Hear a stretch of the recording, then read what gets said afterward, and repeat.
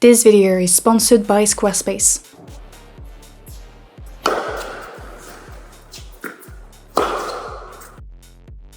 Hello, my name is Alice.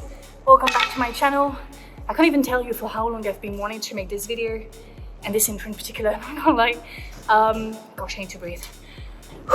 But yeah, today we're talking about the rise of women in sports. It's a pretty big topic, so I'm gonna split it into two videos. The first one is the one that you're watching right now, and the second one will be coming in a few weeks. But yeah, before we jump into the video, I need to quickly finish my match. Se a jogar, eu não tinha ídolo no feminino. Trouvé fort, fort qui va rentrer dans la surface de réparation face à face avec La tête d'Ortega est totale. Oh l'égalisation. C'est stoppé, Plumtree, la frappe. C'est Dali qui s'est élevé très haut. Premier quart d'heure. Allez, Karchaoui qui met dans la boîte. La remise de Dali pour le jeu de sommet. The recent FIFA Women's World Cup broke all records in terms of viewership and ticket sales. As a sports lover, it was amazing to see the games and to experience that sorority through the screen. And it felt even more special knowing all the obstacles that women had to face to be able to play at that level. Let's take a look back at history to see what I mean by that. Before Alice created the first female sports federation in 1921, sports for women was limited to certain activities which aligned with the women's maternal duties. Women could practice sports. In fact, they were encouraged to do so because a healthy, strong woman means healthy, strong babies. But they couldn't do too much. Pierre de Coubertin, who invented the Olympic Games, believed that women's roles in sports competitions was to crown the winners like in ancient Olympic Games. What he said wasn't controversial at the time. It made sense for a lot of people that women weren't meant for sports competitions. After Mia created the first female sports federation by and for women, men quickly incorporated them to their own federations to keep an eye on women, to control their activities. Let's take an example. Well, right after the first female 800 meters race during the 1928 Olympic Games, sports commentators, journalists, officials, men basically, said that women had fallen mid-run or finished the run in a state of extreme exhaustion. Now seeing competitors finish the race exhausted or about to fall is quite common, isn't it? But officials couldn't stand that. They couldn't stand that women were in that state of exhaustion. And so they decided to cancel the 800 meters race and only reintroduced it in 1960. And it wasn't limited to that race. Women weren't allowed to participate in the marathon until 1984. The first FIFA Women's World Cup was in 1991.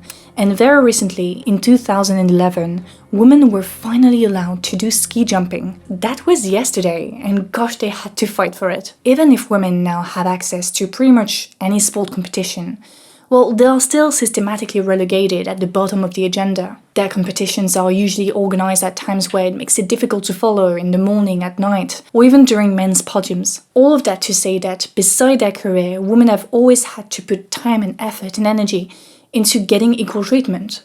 Time and energy that they could have put into training. Us being able to see the FIFA Women's World Cup is the result of all those fights and an inspiration to not settle for what was previously achieved. When we talk about the fight for equality in sports, the tennis player I am cannot help but think about Billie Jean King, who has done so much for women in tennis. A ferocious women's rights advocate and an overall badass, King lobbied to get equal pay at the US Open and proved her point in 1973 by beating Bobby Riggs, self-proclaimed king of the male chauvinist pigs. Let me tell you a bit more about this story, later called the Battle of Sexes, because I find it kind of funny. So Bobby Riggs, former American tennis champion who left the circuit in 1962, claimed in 1973 that women's tennis was so inferior to men's tennis that he'd be able to beat any woman on the tennis court, even the best female players. On Mother's Day in 1973, he did beat Australian player Margaret Court, a female champion. After the match, he said that he was the women's tennis champion and joked that even the best female tennis players weren't capable of winning against a man, quote, with one foot in the grave. That's when Billie Jean King comes in. Riggs said that he'd give her $10,000 if she beat him. Challenge accepted, said King, who arrived on the tennis court like a modern-day Cleopatra, sitting on a chair held by a muscular, shirtless man. Riggs, on the other hand, wore a sugar daddy shirt and was followed by a group of young, attractive women. Billie Jean King actually won the match and encouraged Riggs to shut up for good and leave women alone. King's victory was important for women's sports. Because of that, she managed to get equal pay at the US Open. I mean, the King versus Riggs battle of sexes kind of remind me of my experience as a tennis player. As years went by, less and less girls would play, and so I ended up being one of the few, if not the only girl in men's groups, in boys' groups. Now those boys and men were not exactly as Riggs, but they still couldn't stand to lose against a woman, especially a teenage girl. So when I'd win against a boy or a man, they would find 100 excuses, sometimes they wouldn't even congratulate me. They got really mad, and I'm sorry to say this, but I felt amazing in those instances.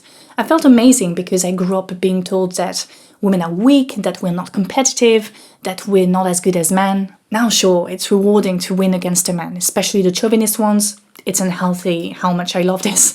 But the thing is that usually when you have a woman and a man of the same ranking, the man tends to be better than the woman. It's important to acknowledge this difference and to try to explain why, because if we don't do it, then others will come up with their own arguments, like the one I mentioned earlier. Women aren't born competitive, they're weak, fragile, emotional, etc. People who come up with such a statement can even go as far as reappropriating women's fight for equality to their own advantage. I'm referring to the men who say things like, "See, you got what you wanted, you can do the same sports as men, but look at you, you're really bad at it." And that proves my point, which is that women aren't meant for competitive sports. Honestly, I can't remember how many times I've heard men at my tennis club say things like, "It's unfair that this woman has this ranking, because if I had to play a match against her, I would demolish her." That's why in my tennis club and in all the tennis clubs around where I lived, women wouldn't get the same rewards as men. And in my tennis club in particular, they even thought about removing the female category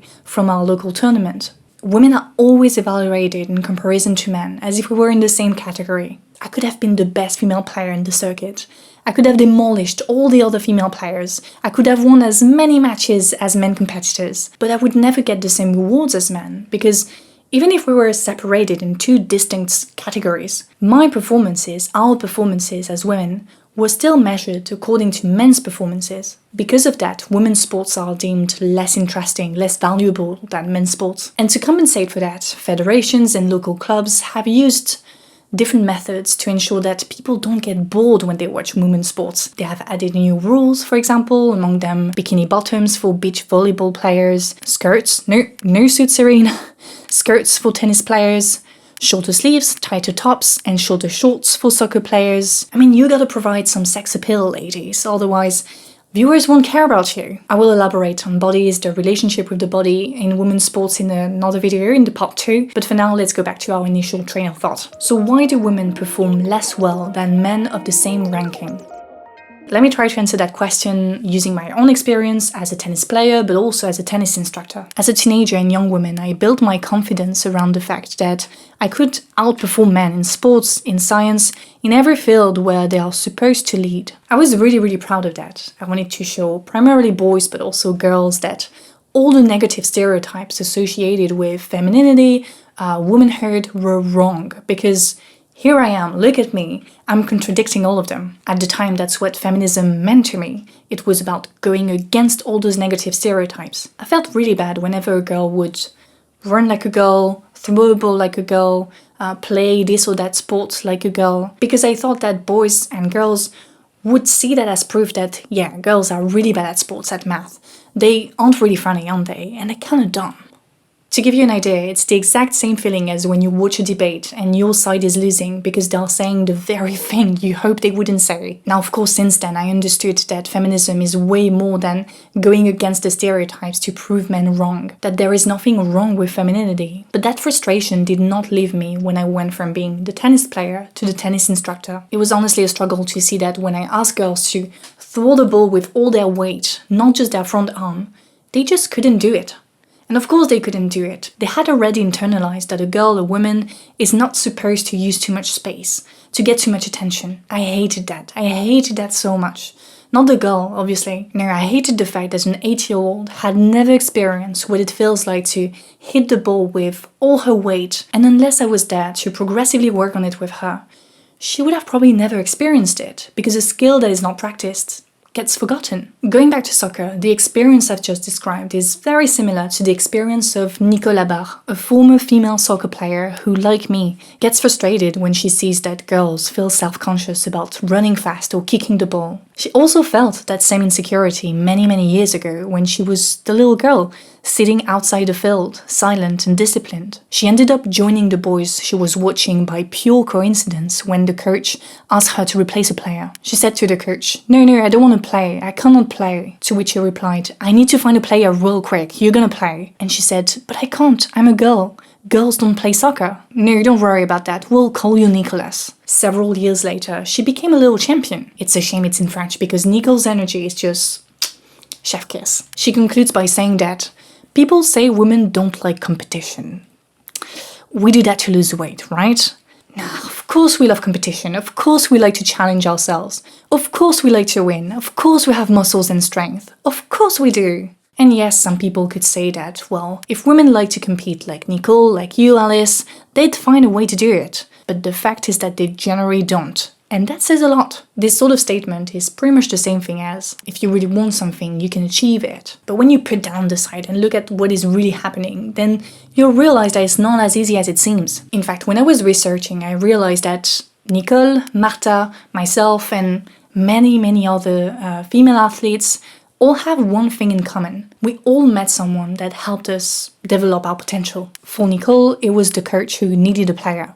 For Marta, it was thanks to Elena Pacheco, who noticed her early on. For me, it was Jacques, the former president of my tennis club, who every weekend would train me for 2 hours with the machine. I would hit something like 1,000 balls, I believe. It was insane, I was exhausted. As Nicole said, soccer came to her, she didn't ask anything. And it's the same for me. If I hadn't had the chance to have someone like Jacques who would play with me for 2 hours for free every weekend, who pushed me to join my first competitions, who knows, I would have probably dropped tennis at around 12, 14 like most girls did. It is connected in a way to what Marta said in her interview. É que quando eu comecei a jogar, eu não tinha um ídolo no feminino. Vocês não mostravam o jogo do feminino. Como que eu ia ver? Como que eu ia entender que eu poderia chegar a uma seleção, me tornar uma referência? Having the chance to have met someone who got us out of the path that was set for us as women, meaning a path without competition, without competitive sports, having role models, these are the things that got women into sports. This is why we have all these amazing players, athletes, competitors, that make us feel so many wonderful things. But we can't just rely on that. We need better representation on the field with referees and players, but also in the studios, with people providing expertise and commentary on the sports. But also in federations, administrations. And all of that combined will inspire more and more women to turn sports into their career, a sustainable career. Most women in sports didn't choose to be political. I'm sure a lot of them wouldn't even identify as feminist, but the fact that they evolve in a men's world means that their existence is inherently political. Like when Spanish players said they would no longer play in matches until the federation's chief, Luis Rubiales, resigns. That was political. That was feminist even. But I assume it's not something that the players enjoy doing. They didn't choose to get political. They just won the games and wanted to share the joy with others. Rubiales is the one who politicized the whole thing by kissing one of the players without their consent. There are so many things to talk about on the topic of women in sports. I'll cover some more in the sort of second part of this video, but for now I would like to conclude with one thing that often gets brushed off when we talk about the Women's World Cup, and that's precisely that it's not just about women, right? It's about queer women, lesbians in particular. It's important to say it again and again because a lot of people felt uncomfortable with the fact that yes, the women they saw on screen, that they loved, that they supported, that gave them so many emotions, are queer, are lesbians. Yeah, some felt uncomfortable when Spanish player Esther Gonzalez kissed her girlfriend in front of cameras, or when they saw that New Zealander Ali Riley had painted her nails with the rainbow flag to counter the FIFA ban to wear LGBT armbands, or when British player Lucy Bronze refused to shake Infantino's hand. Some wished that the Women's World Cup was just gonna be a #girl power moment, but it was not, it was much more than that. I mean, players made sure that it was more than that.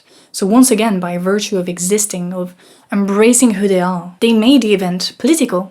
Now don't get mad at me for being such a bummer, but I feel like the revolutionary potential of this event, an event represented by queer women, working class women, women from all over the world, could get absorbed by capitalism. By that I mean that it turns into something like Pride has turned into. Pride started as a revolutionary movement representing the most marginalized people in society and turned into a rather apolitical, corporate-friendly event with sparkles and heteros everywhere. And naturally, I also fear that the origins and the marginalized identities of the players get exploited to feed the meritocratic myth. Sure, we should celebrate that these women are put in the spotlight because it is extremely rare and it is extremely beneficial for the greater acceptance of LGBTQ+ people, working class people, etc. But I think, and you know it very well, it's always good to remain a little bit critical. I mean, I love to see women get so passionate about sports and share that with a wide audience. But I hate the fact that in order to do that, they have to take part in an institution that is known for its male chauvinism, its corruption, its corporate greed. So yeah, I guess that's it for today. I hope you enjoyed it. As always, the conversation continues in the comment section. I'd love to hear about your experience of sports, so if you have anything to add to what I've said. As I've said before, I couldn't cover everything. There's so much more to say, so the comment section is meant for that. I also would like to thank my patrons for their support, and a special thank to top tier patrons: Ria, Joey Esguerra, Ivan, Rémi, Trébizonde, Toki, Koriji, Tristan, Patricia, Ian, Donage, Alex, Ren, Edwin, Sam, Manuel, Alexis, and Perry. And before I leave, I need to talk to you about today's sponsor, Squarespace. Squarespace is an all-in-one platform for building your brand and growing your business online. You can create your own website around your preferred aesthetic from a catalog of templates and use it as a landing platform for all the activity you do: YouTube, online shop, blog, podcast, photography, etc.